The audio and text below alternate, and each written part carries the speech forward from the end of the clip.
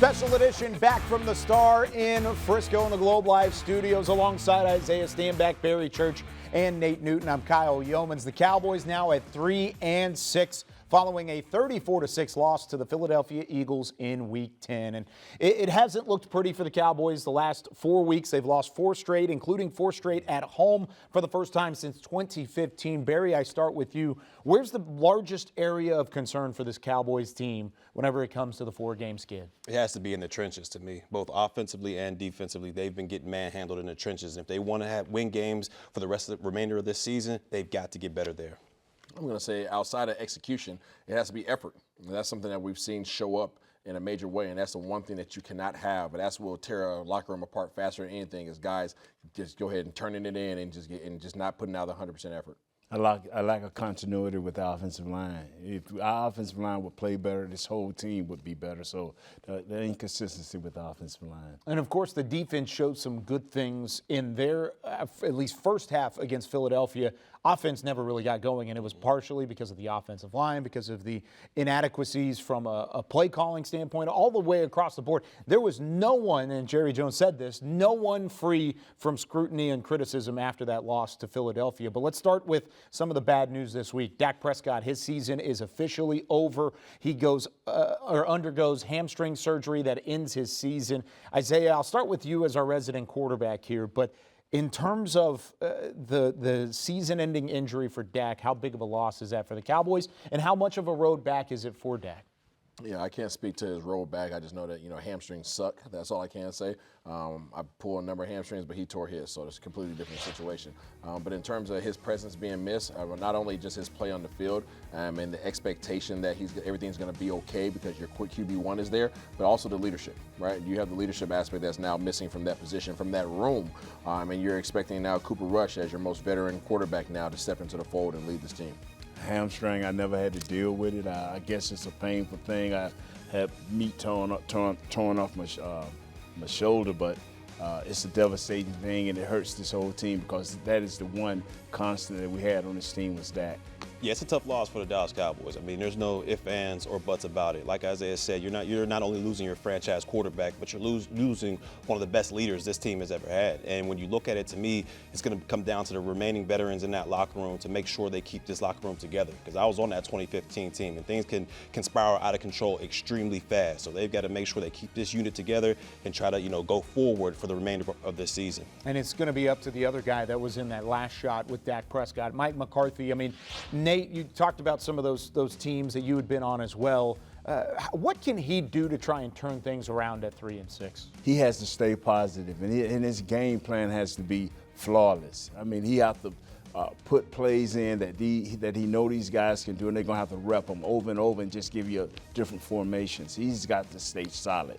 To me, he's got to get these guys to buy back into his message and his leadership style. And offensively, he's got to make sure that he figures out exactly what Cooper Rush does great and make sure he tailor fits a game plan to execute, Cooper Rush's strengths out there, because you don't have Dak Prescott at the quarterback position anymore. But overall, he's got to get this team to buy back into his leadership. And he's going to have to do so this week against the Houston Texans coming to town. Houston has never won in Arlington, or at least on the road against the Cowboys, once at Texas Stadium, twice at AT&T Stadium. The Texans trying to do so for the first time in the Metroplex this week, and they'll do so behind C.J. Stroud. When we come back, we're going to talk about some of the weapons that he has around him and how this Texans team continues to win football games.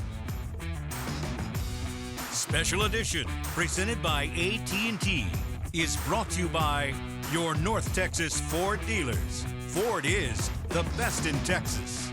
Reliant, official energy provider of the Dallas Cowboys. Blockchain.com. Invest like your icons with Blockchain.com. And by AT&T, official sponsor of the Dallas Cowboys.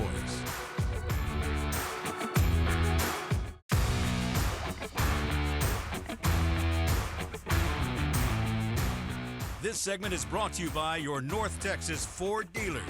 Ford is the best in Texas. Our offense is one of the most explosive ones with big plays. Quarterback, he really does a great job with he kind of flicks the ball, and he's got good accuracy, moves well in the pocket. Mike Zimmer's defense has seen some of the best quarterbacks in football right now in 2024. Guys like Jared Goff, who's had a phenomenal season with the Lions. You've got Lamar Jackson reigning MVP. Last week, Jalen Hurts, and now he's got C.J. Stroud getting some weapons back in the fold as well as we welcome you back in to Special Edition. You've got John Mechie playing at a better level. Last week, you don't have Stephon Diggs, but now Nico Collins is back in the mix. I'll start with you, Barry. When it comes to C.J. Stroud, what does he do best at the quarterback position? To me, it's his ability to extend plays and make sure his wide receivers get the ability to get open versus defenses. That's what he does to me best. And to this game, to me, it has to be about Micah Parsons getting after C.J. Stroud. All right, you've got to make sure he's pressured out there, because if he has a time out there, he can pick apart a defense. But the question with C.J. Stroud has been, since Nico went down, he's back now, but since Diggs went down as well, is he holds the ball a little too long for my liking, and that's where I believe Micah Parsons can make an impact for this defense against C.J. Stroud. I think historically, C.J. Stroud has done a really good job of decision-making.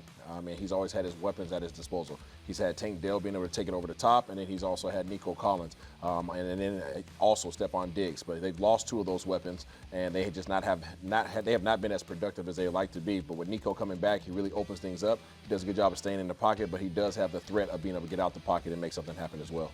I agree with you 100%, Isaiah. This dude, he gets out of the pocket. He still has great anticipation. He's been holding the ball a little bit longer because his two big guns are not there. But I'm telling you, this kid is accurate, and he, please do not let him get on fire. And we'll talk about some of his weapons here in a moment, but I want to talk about the ground game as well. Joe Mixon has been having a great year, currently third in the NFL in terms of rushing yards this season. Nate, what does this offense do with their rushing attack? I tell you what, it keeps them stable, man, and that's why C.J. Stroud is still been able to be afloat, because this Mixon guy, he's not only he's a third down back, he can block, he comes out of the backfield, he's had some great runs after he catches the ball, but he's an inside runner, outside runner, and don't let his speed fool you. He's very, very fast. The dude's physical. Mixon's physical. He's a do-it-all back. That's the reason why they're not using Dameon Pierce right now, because they don't have to. They're using him as the workhorse. He's a downhill guy. He can block in the backfield as well to protect the quarterback. He's a guy that you got to get stopped early on, because otherwise his momentum will get rolling and his confidence will be sky high. Yeah, I agree with you 100% on this, Isaiah. I mean, this is a three-down back. This is a guy that has the power to run between the tackles, but also has the speed to threaten you guys on the outside when you talk about capturing the edge. And don't forget about this guy in the passing attack. He is a threat coming out of the backfield as a receiver, getting those one-on-one matchups with the linebackers. So this is a guy where the Dallas Cowboys defense, they have got to know where number 28 is at all times. Well, tell me about these weapons outside of Mixon, because you've got Tank Dell, you've got John Mechie, you've got Dalton Schultz. Of course, Cowboys fans remember him from the tight end position, possibly Nico Collins this week. Which one worries you the most from a Texans standpoint? If Nico Collins is able to come back and play at the level he was before he got injured, that is the guy that worries me. This is a guy that can take the top off of your defense. Not only that, but he's great intermediate route, shallow route. He's just a big-time playmaker out there. And if he can't go, keep your eyes on Dalton Schultz. I mean, we've seen how these tight ends can affect this defense overall. 6'4", 220 pounds, running a 4.4, possession guy, physical runner, yards after catch. He's a problem, especially when you couple him with Tank Dell being able to take it over the top. Tank Dell clears it out. Nico Collins catches underneath, makes big plays. So let's talk about the defensive side of of things as well, because when you look at this defense, they do a lot of things well, Isaiah, especially up front. How do they beat you at the line of scrimmage? Oh, their front seven is nasty. Their defensive line is absolutely insane. Danielle Hunter is an absolute dog. They're obviously missing their other defensive end right now, and thank goodness for that. But Danielle Hunter is a guy that you don't want to do one-on-one. You don't want him man-to-man. They do a great job of stunts. They don't just line up and come downhill. They always try to confuse your offensive line by crisscrossing applesauce and everything else. Your communication has to be on point. I know Nate can speak to that more than I can. Number 93, Tim Settle, is a beast. And number 91, I'm not even trying to pronounce his name, but these guys are very active.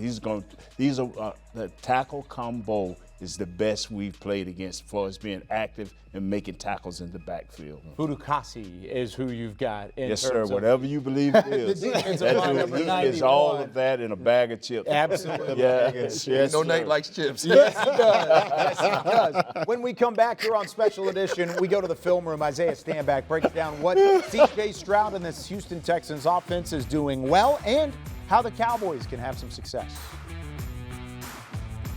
This segment was brought to you by your North Texas Ford dealers. Ford is the best in Texas.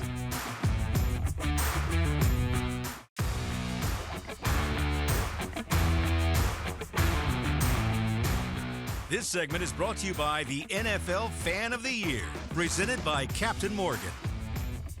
To see a young rookie quarterback make those type of pressure throws, I was very, very impressed with just a little I've seen him last year, and then you can see it carry over. But yeah, they're still putting up good numbers. Yeah, I wouldn't, I don't look at it that way. But he can make all the throws, good athlete, but just really has, for a young quarterback, his composure in the pocket is very impressive.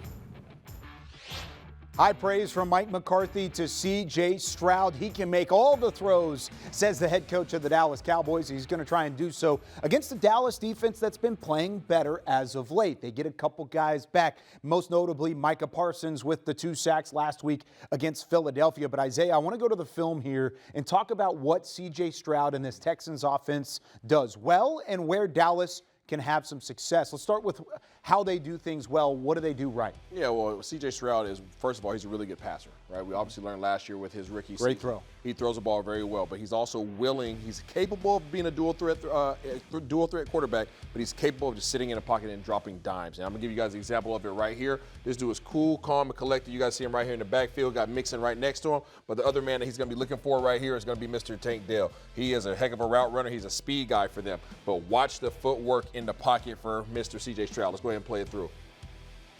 Boom, drops back. Pause it right there. You guys see it. This pocket has completely collapsed on him. These guys are right up in here, and what he's going to do is step up in the pocket. He's going to step up in this small pocket, and he's going to deliver a dime in the corner of the end zone. See it play through.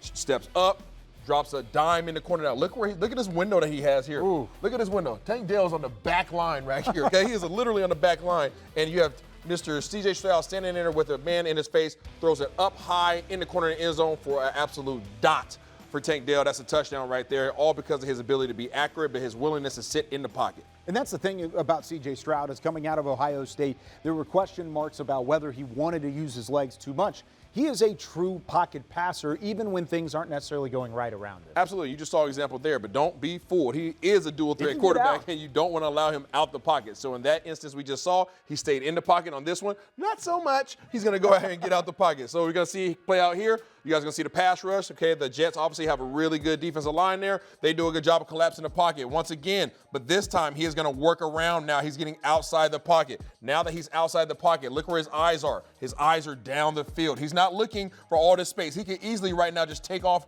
and run up the sideline, but no, he wants to pass. Now look at the receiver. Receiver right here sees him. His receiver's looking back at him. His eyes are down here. His eyes are right back to him. What does that allow for them to do?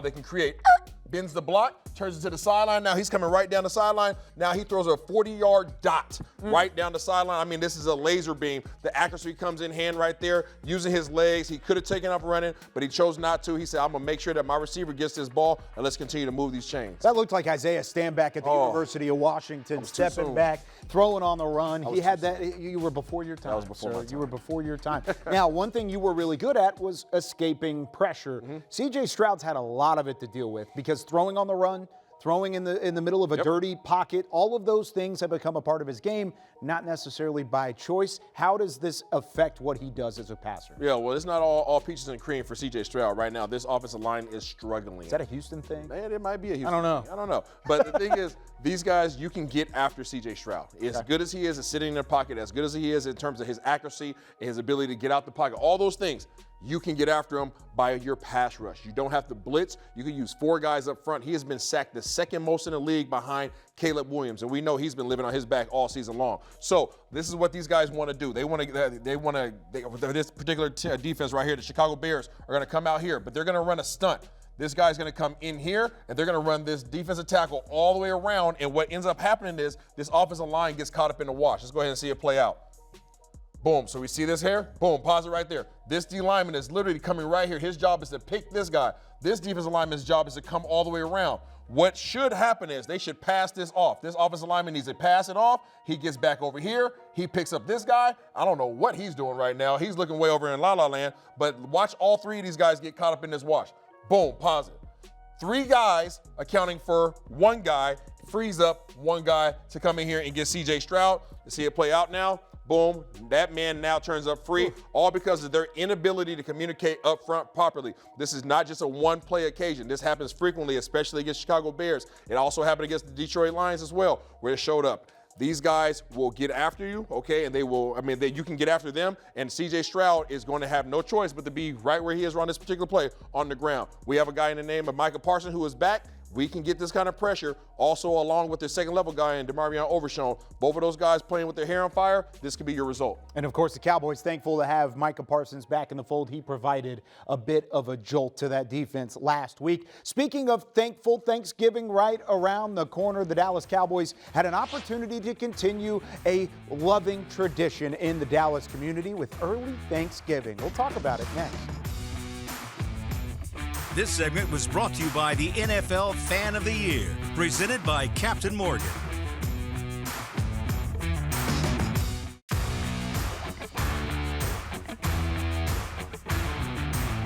The holiday season is fast approaching, and of course the Dallas Cowboys are synonymous with Thanksgiving, always playing on Thanksgiving, meaning that in order for the Cowboys to truly give thanks to the community around them, they have to make an early Thanksgiving. It's a tradition spanning decades throughout the Cowboys organization. Here's Nicole Hutchison with more.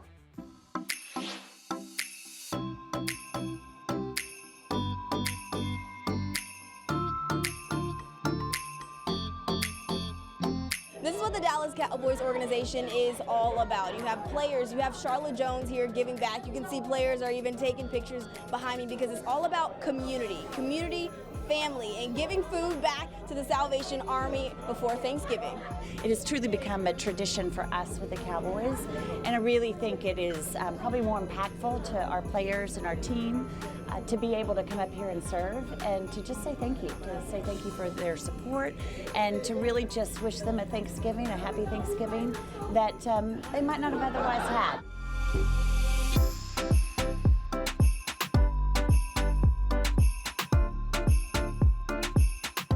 You know, that's what it's about. We so blessed, and we called to be able to give back. You know, we have abundance of things that we have, and so to be able to take a little time and to be able to go out and be a blessing to others, I think it's very important. Serving Thanksgiving, it's kind of been a staple in the Cowboys organization since I've been here, and it's always on the calendar to come out here and just have some fellowship with people in the community that support us. And, it's great to be able to support them back. You don't have to ask twice to get these guys to show up, and I think they value that. They value their position, and they also appreciate that our supporters are here, and you know they want to say hi, they want to say thank you, and they want to be a part of something bigger than themselves. Happy Thanksgiving, man. It's a blessing. I think, you know, obviously we do so much work with the Salvation Army, and kind of all that they stand for is stuff that we believe in, and again, really just to get out and get into the community, right? Like, we're supported by so many people in the greater Dallas area, and to come out here and just show a little bit of support from them, I know means a lot to them.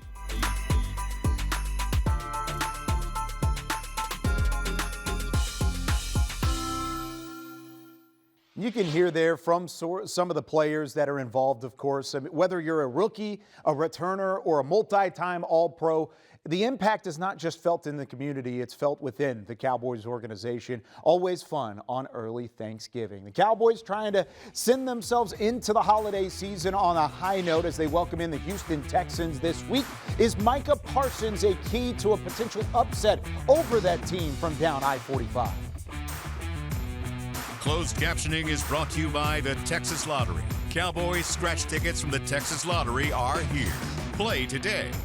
And to watch more Dallas Cowboys content on your connected TV, download the Cowboys Now app on Amazon Fire, Roku, and Apple TV.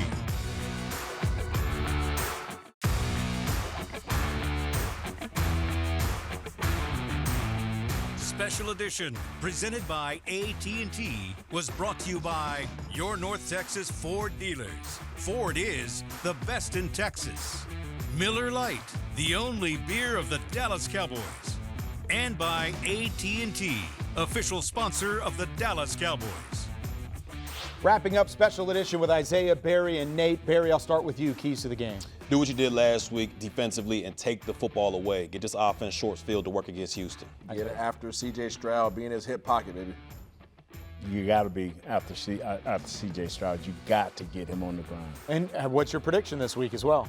It's going to be by the skin of our teeth. They ain't never beat us during the regular season. We ain't letting it happen now. We're going to start a winning streak off these guys. There you go.